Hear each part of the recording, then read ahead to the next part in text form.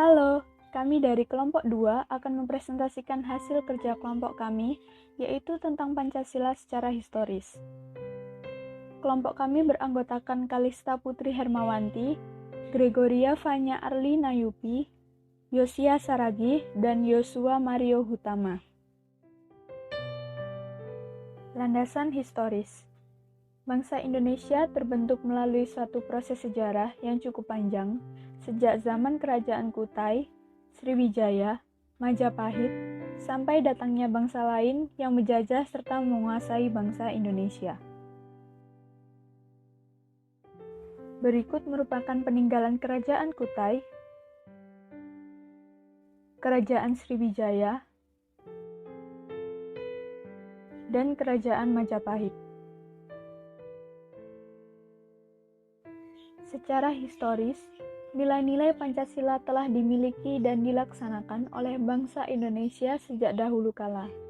Antara lain, pengakuan terhadap adanya Tuhan, sikap tolong-menolong dan menghormati, persatuan dan kesatuan adanya beberapa kerajaan besar seperti Sriwijaya dan Majapahit, gotong royong dan musyawarah mufakat, serta mengakui dan menghormati hak dan kewajiban. Selanjutnya adalah landasan historis pada zaman kerajaan. Yang pertama, raja pertama kerajaan Kutai adalah Mulawarman dari Kudungga.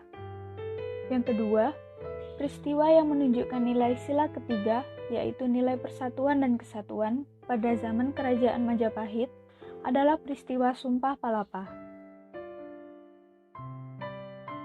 Yang ketiga, sistem pemerintahan yang diberlakukan pada Kerajaan Sriwijaya dan beberapa kerajaan yang terkemuka, antara lain Kerajaan Sriwijaya, Kerajaan Mataram Kuno, Kerajaan Singasari, dan Kerajaan Majapahit.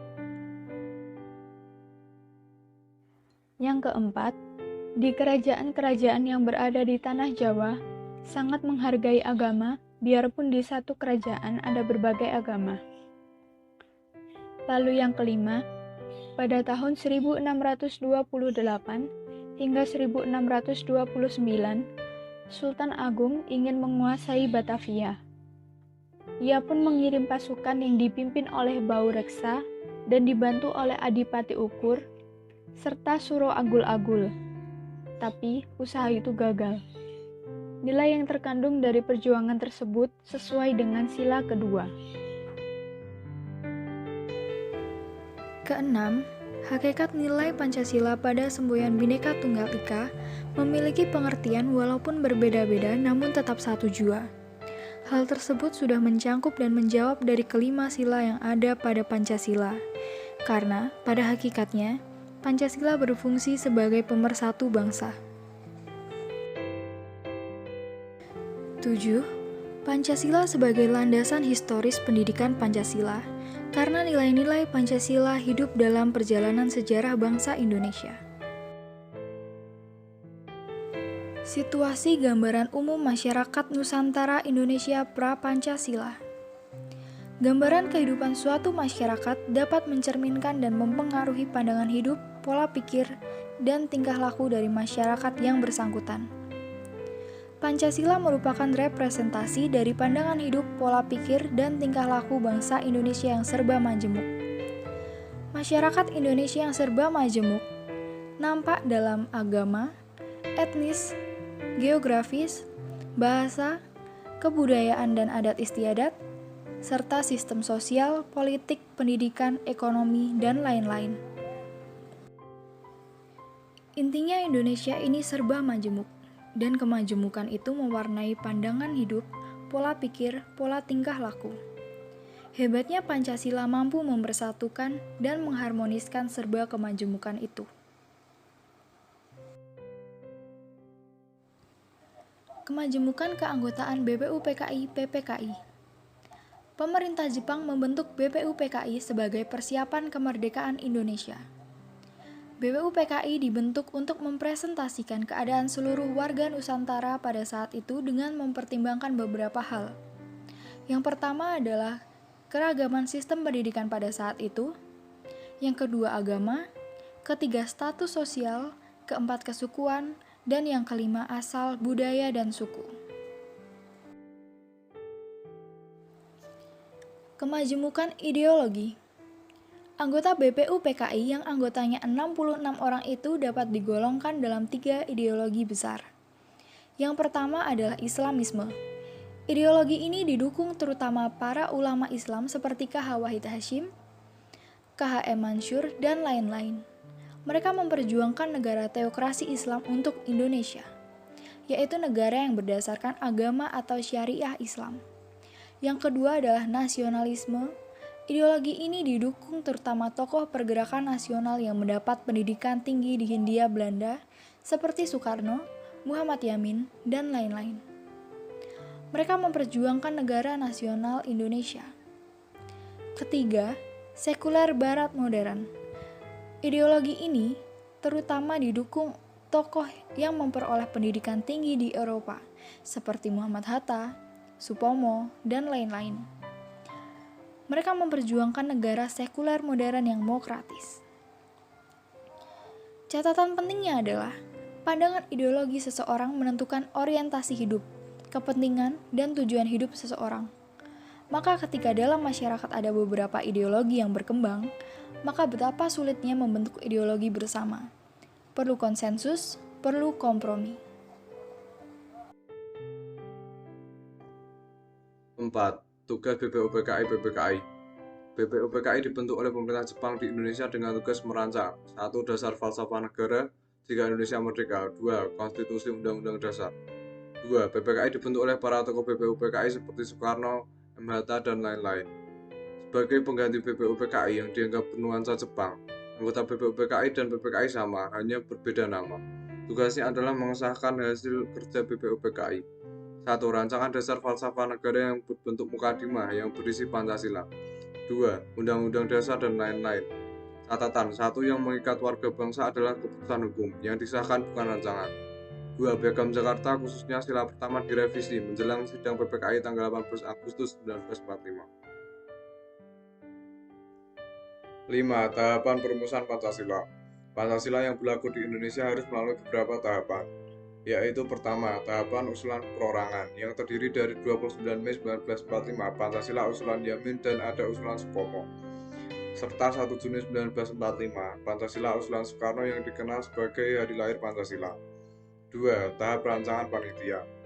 Ada 2 panitia yang dibentuk BPUPKI. Panitia 9 kecil yang dipimpin Ir Soekarno dengan tugas merumuskan dasar falsafah negara.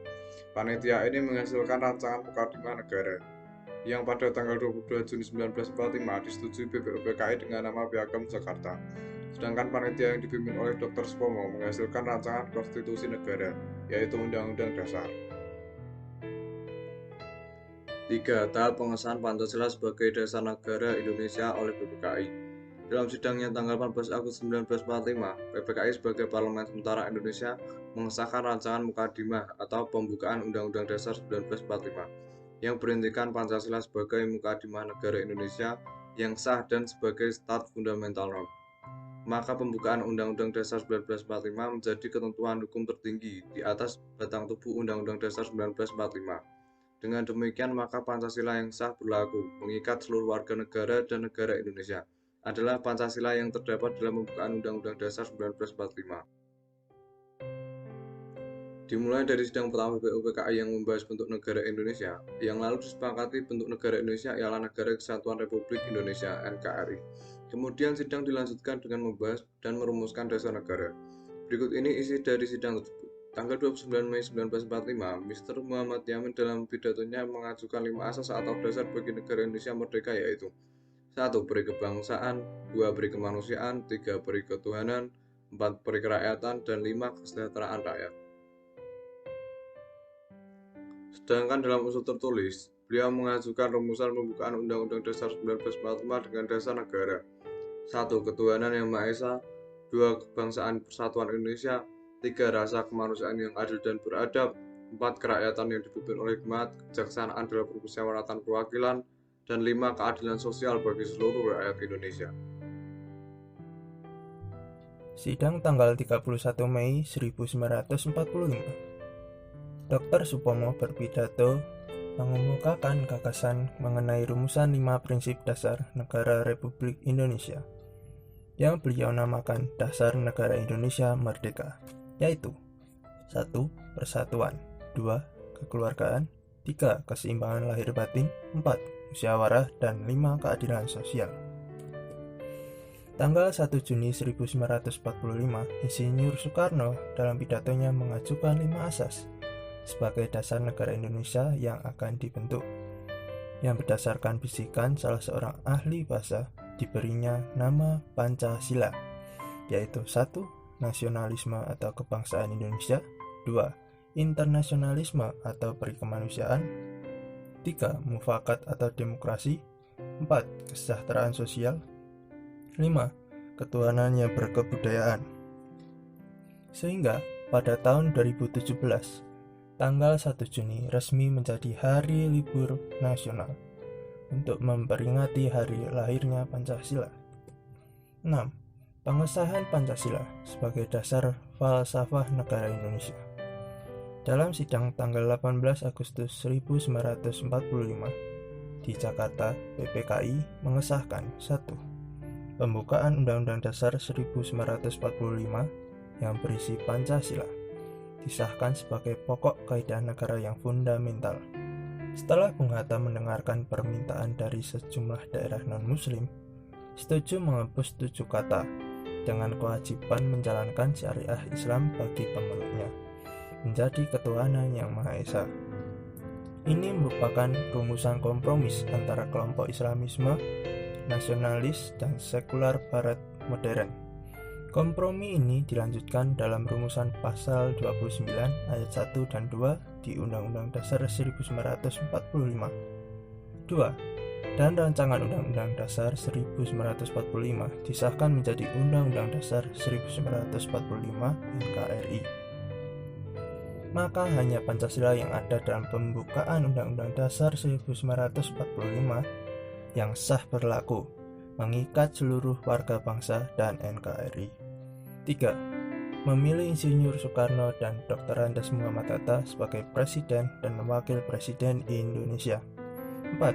Menetapkan PPKI sebagai lembaga legislatif sementara, dan lain-lain. 7. Keistimewaan Pancasila sebagai ideologi negara Indonesia. 1. Pancasila menolak negara berdasarkan agama tertentu atau teokrasi. 2. Pancasila menolak negara berdasarkan komunisme atau ateisme. 3. Pancasila menolak negara berdasarkan sekularisme atau liberal sekular. 4. Tetapi Pancasila mendukung negara Indonesia yang berketuhanan yang Maha Esa. Kesimpulan. 1. Pancasila merupakan hasil konsensus atau kesepakatan seluruh warga bangsa Indonesia yang serba majemuk. 2. Pancasila sebagai dasar falsafah bangsa dan negara menjamin persatuan, kesatuan, dan keutuhan Indonesia. 3. Pancasila sebagai staf fundamental norm atau pokok kaidah negara yang fundamental sebagai sumber hukum yang tertinggi tidak dapat diganti oleh siapapun, termasuk MPR, kecuali oleh PPKI. Tetapi mereka semua sudah meninggal.